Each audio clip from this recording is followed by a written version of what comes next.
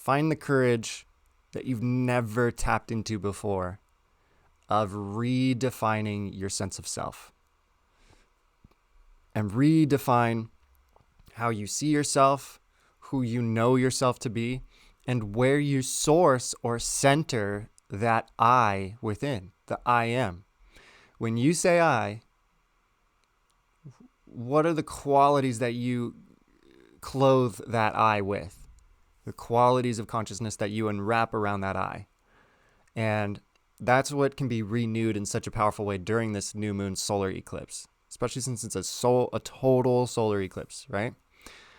And a big upgrade to your values and showing that you can root in and find a way to more spiritually, mentally, emotionally, and physically enjoy your life in a way that you never have. Because Taurus is a sign of luxury and comfort and really savoring the enjoyments of life. It's an earthy, Venus-ruled sign.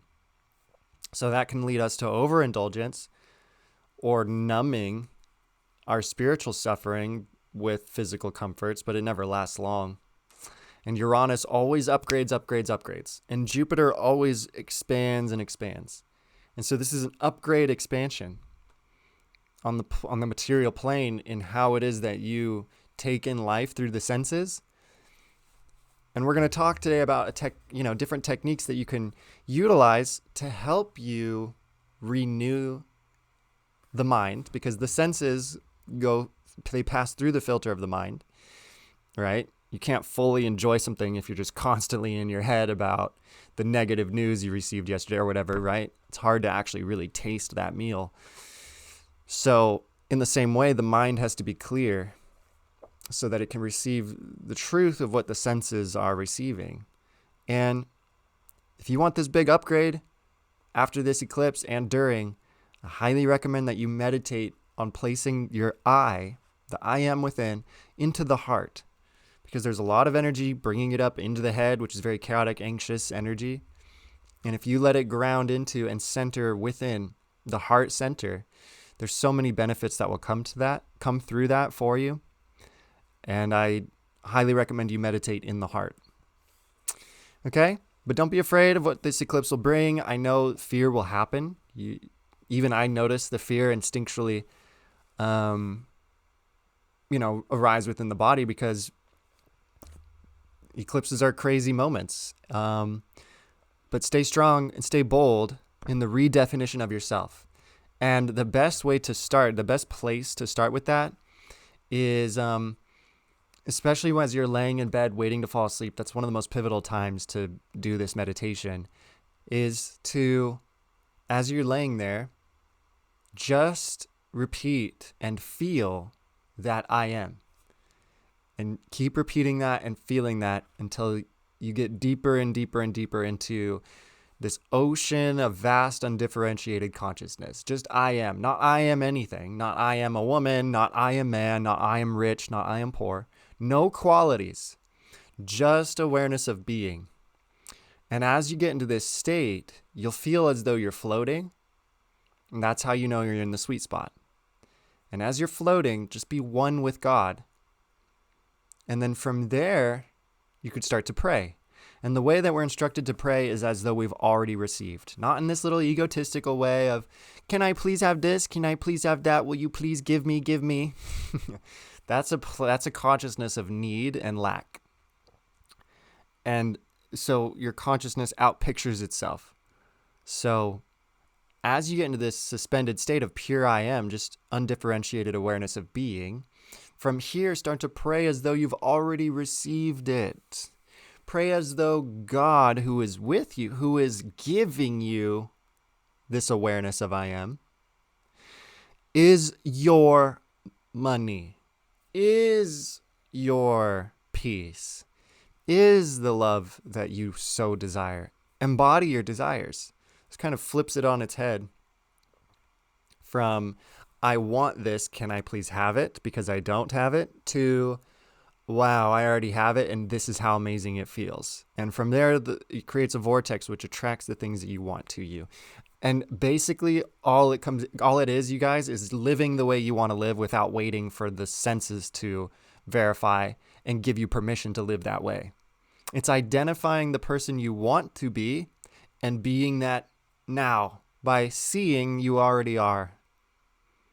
The illusion is the thing that you're placing in front of you, which is making you wait to be what you want to be. And that's the illusion. You're the only one holding you back from being who you want to be, which is who you are.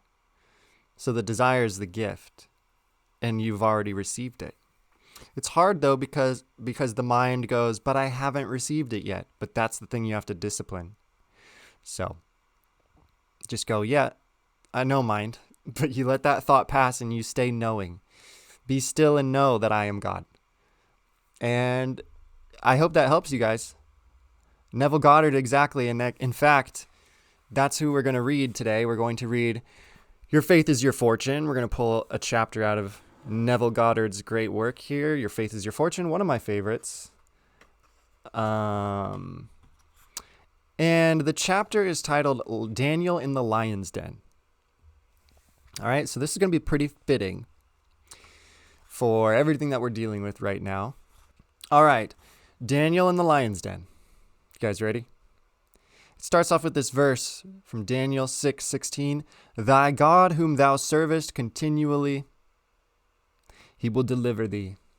The story of Daniel is the story of every man. It is recorded that Daniel, while locked in the lion's den, turned his back upon the hungry beasts, and with his vision turned toward the light coming from above, he prayed to the one and only God. The lions who were purposely starved for the feast remained powerless to hurt the prophet. Daniel's faith in God was so great that it finally brought about his freedom and his appointment to a high office in the government of his country. The story was written for you to instruct you in the art of freeing yourself from any problem or prison in the world. Most of us, on finding ourselves in the lion's den, would be concerned only with the lions. We would not be thinking of any other problem in the whole wide world but that of the lions. Yet, we are told that Daniel turned his back upon them and looked toward the light that was God. If we could follow the example of Daniel, while threatened with any dire disasters such as lions, poverty, CERN, or sickness, if like Daniel, we could remove our attention to the light that is God, our solutions would be similarly simple.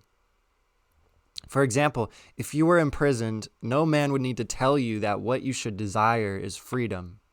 Freedom, or rather the desire to be free, would be automatic.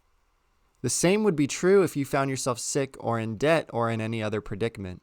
Lions represent seemingly unsoluble situations of a threatening nature. Every problem automatically produces its solution in the form of a desire to be free from the problem. Therefore, turn your back upon your problem and focus your attention upon the desired solution by already feeling yourself to be that which you desire. Continue in this belief, and you will find that your prison wall will disappear as you begin to express that which you have become conscious of being. I've seen people apparently hopelessly in debt apply this principle, and in a very short time, debts that were mountainous were removed. I have also seen those whom doctors had given up as uncurable apply this principle, and in an incredibly short time, their so-called incurable disease vanished and left no scar.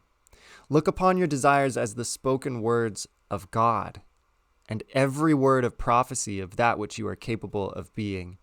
Do not question whether you are worthy or unworthy to realize these desires.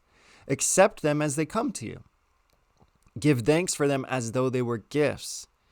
Feel happy and grateful for having received such wonderful gifts. Then go your way in peace. Such simple acceptance of your desires is like the dropping of fertile seed into an ever-prepared soil. When you drop your desire in consciousness as a seed, confident that it shall appear in its full-blown potential, you have done all that is expected of you.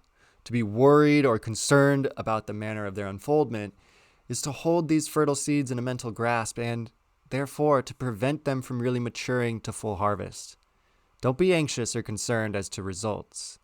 Results will follow just as surely as day follows the night. Have faith in this planting until the evidence is manifest to you that it is so.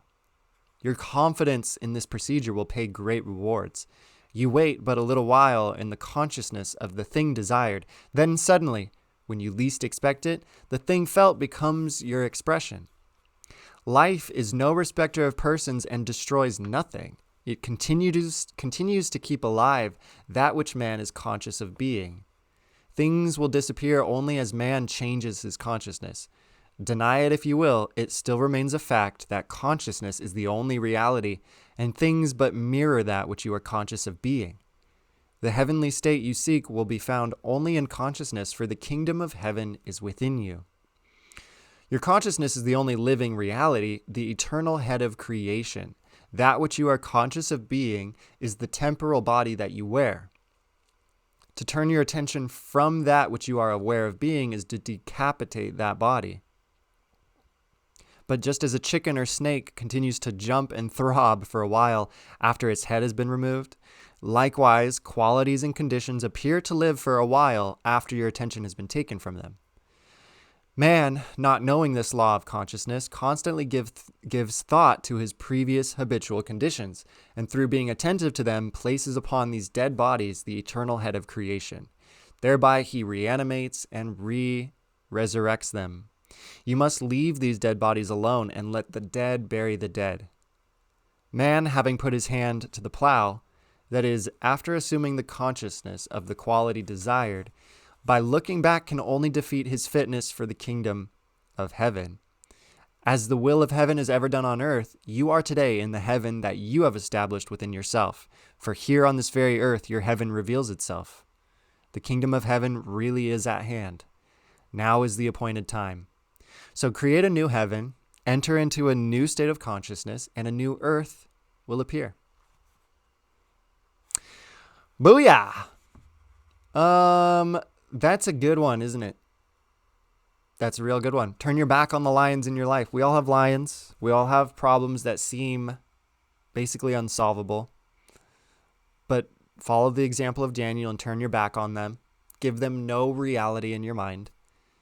Just deal with them as they are, knowing in your heart, though, by keeping your mind on the light of God, knowing that God is the cause of all causes, that what you desire will be fulfilled, and live from that peace, and live from that strength, and live from that faith, and life will change as surely as day follows the night. Oh, I'll end the video here. Bye. I love you. Thank you for tuning in. Make sure to like the video, subscribe, and comment if you have something to say. I love you. Peace.